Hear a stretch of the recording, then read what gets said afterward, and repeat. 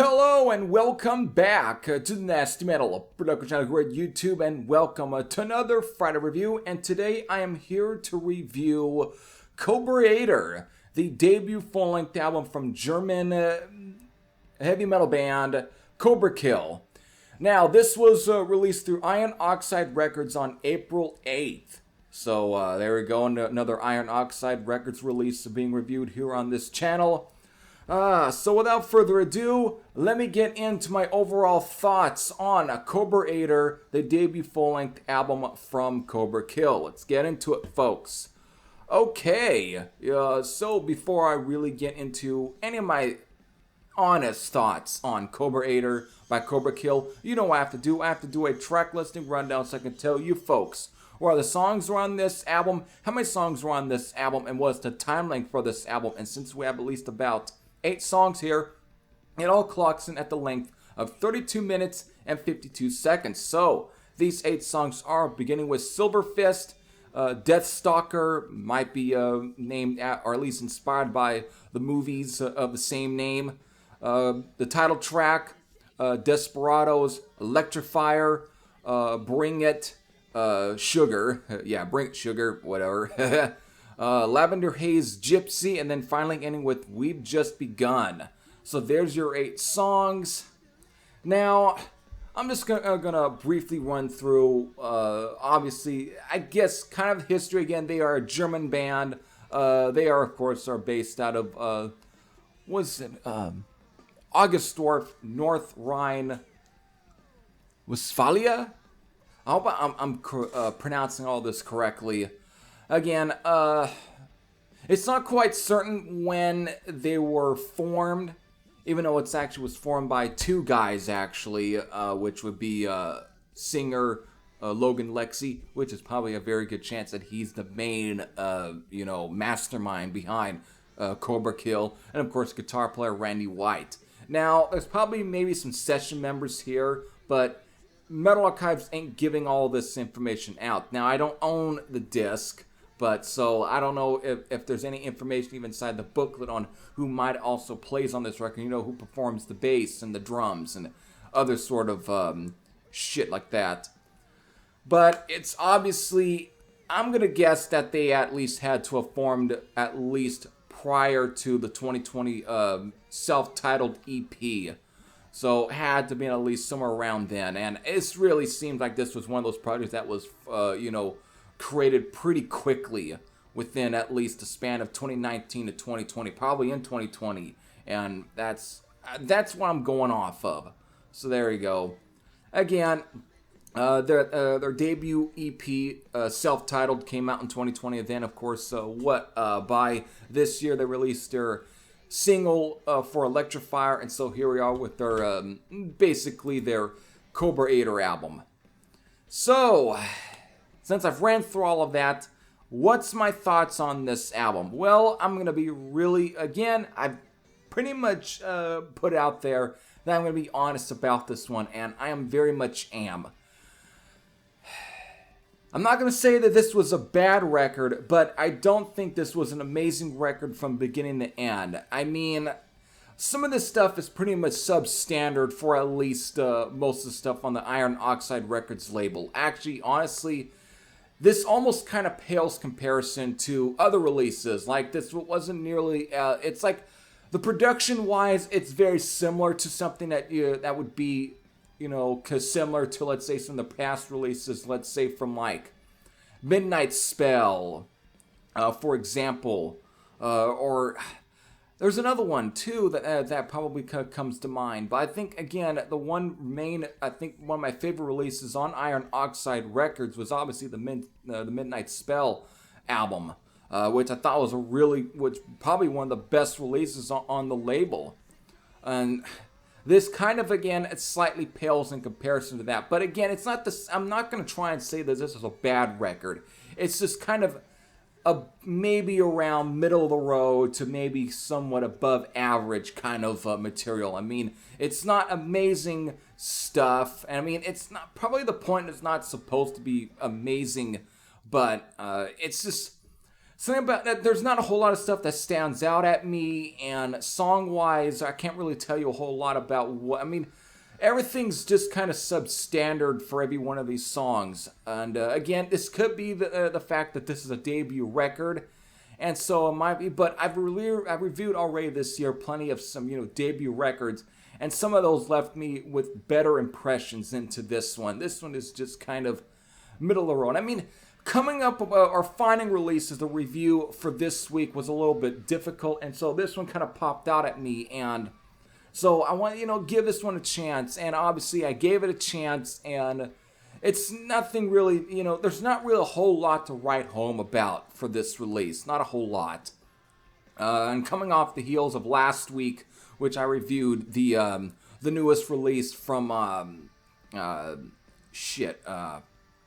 Savage Master. Already was forgetting the name there. Was Those Who Hunt at Night. Was a pretty good record, and I think is actually better than this one. Again, the one thing I can really I can comment on is that the vocalist here again Logan Lexi. His voice, it's actually really typical of the new wave traditional heavy metal, because he tends to remind me of, like, say, the vocalist for like Skullfist. And even at times, maybe slightly Enforcer, but not too much. But he's kind of going for that. And of course, maybe throwing a little bit of like maybe Vince Neil. Again, that's what I tend to get from some of those kind of bands. It's like almost like Vince Neil and Motley Crue is what I tend to really get for some of these. And the thing is, too, is that I wanted to really like this record just because of, based on the fact that the production of this record is pretty, it's supposed to be very vintage. It's supposed to be sound like something that it was recorded in the 1980s. But there's just been so many other bands from this, new wave for traditional heavy metal movement that I think have done this way better. This one just comes across as very amateurish to a point, and it's just that trying to obtain it is, I want to like it, but when the music is just so substandard to the point where I just find it very almost pedestrian and very middle of the road, it doesn't do a whole lot for me.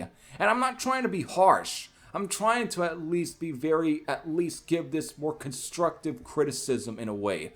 And that's why I think if, let's say, Logan Lexi or whoever, or maybe, Randy White, if they're at least stumble upon this and actually listen to it, I hope that this is more so like constructive criticism and not me trying and bash this one with the golden hammer. I'm not trying to be really tough on this one to be tough on it. It's just something that didn't really hit me the way that it should have. And again, I'm not trying to be too negative. I'm not trying to be harsh like I have done with albums, especially my recent opinion at times of the Never Ending Holocaust album from, again, kind of forgot the name of the band, but I don't know whether or not the band name is worthy of being brought up in this video. But if you want to see that video, it's up. It's on the channel, and it's a clip taken from my recent NastyMetalProductions episode. But again, I was harsh on that one to an extent, and this one, and for that release, there were some reasons I had. This one is just that one of those where I just kind of felt a little bit. I don't know. I was just a little bit turned off a bit. It's just kind of, I don't know. I felt a little bit disappointed, I guess I can say. A little bit disappointed. I wanted to really love this record for what it is, but instead I just kind of was left a bit cold in a way. And that kind of sucks. Because again, there is some good releases on the Iron Oxide Records label.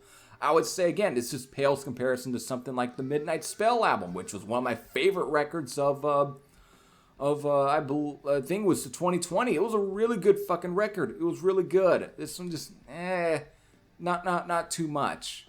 So, or was it 2021? I can't even remember much of that. But it's still, that was a really good fucking record. This one just, it didn't do much for me that I hoped it would have.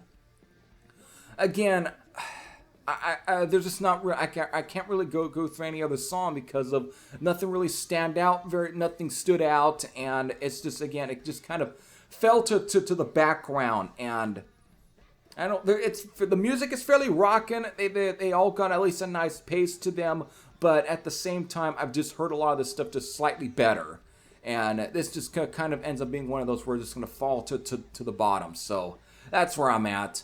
So again, if this sounds like something you might be curious to check out, you can find this album anyways on the New Wave Traditional Heavy Metal Full Albums channel on YouTube, and it's on there. You can listen to it. And I'll give you a link to their Bandcamp page. But right now, if you should check out for curiosity's sake. If you like it, where to go to, where to at least maybe buy this physically. But for me, it didn't do much for me. It's just kind of a very substandard, new wave or traditional heavy metal album, and that's about it. And so there you go. That's it. That's pretty much where I'm at with my thoughts on Cobratör from CobraKill. Again, it's just didn't really leave a great enough impression on me. Not to say that this was a bad release. It's just that compared to every other release I've reviewed this year, this one just kind of felt kind of very weak in comparison. So I'm sorry if I didn't like it more than I should had. There you go. And then again, that's pretty much the point of music, the way it's supposed, how anyway it's supposed to move you. And this one just didn't. But there might be some people that are subscribed to me right now that might find something more to enjoy of this album than I did. So there you go. And as far as a rating, I would say this is a good 7.10 out of 10. So again, the 10. Or the 0.10 is basically for effort in a way. That's for effort. But the 7 is just for the overall package of the release, just in terms of the quality. But 10's for effort. There you go. So there you go. I hope all of you enjoyed it. Again, if you have listened to this album before, and if you have any thoughts, whether it be positive or negative, you can leave them in the comment section below. So with that, I hope all of you enjoyed. This is Heavy Thrasher saying I'm out, and I'll see you all later. Take care, everyone.